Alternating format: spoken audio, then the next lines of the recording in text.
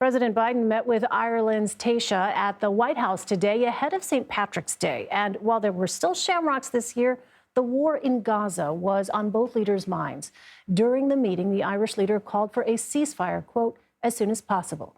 President Biden spoke about efforts to boost aid to civilians in the region.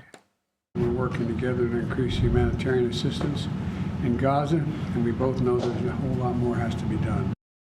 Let's bring in CBS News senior White House correspondent Weijia Jiang. Weijia, are these two leaders on the same page when it comes to the Israel-Hamas war?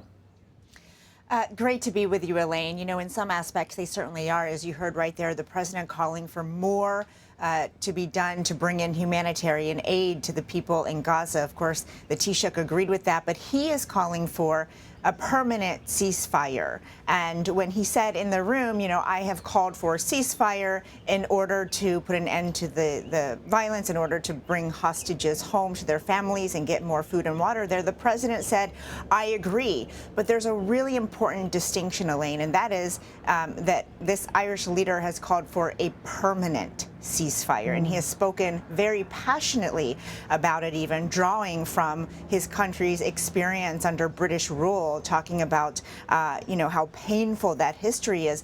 The president and this administration has not done that. He is calling for a temporary, when I say he, I mean Biden, is calling for a temporary 6-week ceasefire in order for that hostage deal to be executed, to release the hostages. But they have not called for a permanent ceasefire, despite mounting pressure for several months now from the rest of the world.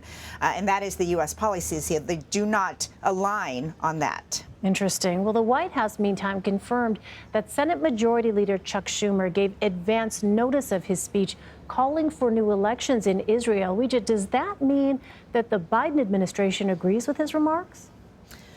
Well, we do know that in recent weeks, President Biden himself has really turned up the criticism and the heat on Prime Minister Netanyahu. You'll remember he had a hot mic moment. He said we have to have a come to Jesus moment. He also called Israel's strategy in Gaza, quote, over the top. But that does not mean the president is willing to go as far as what Senator Schumer said, because he has to try to thread this very fine, small needle. And, you know, that's a very difficult position for President Biden. And just moments ago, he, too, acknowledged that Senator Schumer's office let them know ahead of time he was going to deliver the speech. The president also said that he was not going to elaborate on the speech. He said, quote, he made a good speech, and I think he expressed a serious concern shared not only by him, but by many Americans.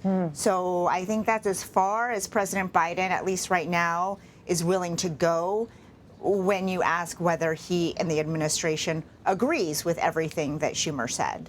All right. Weijia Jiang at the White House for us. Weijia, thank you. Sure.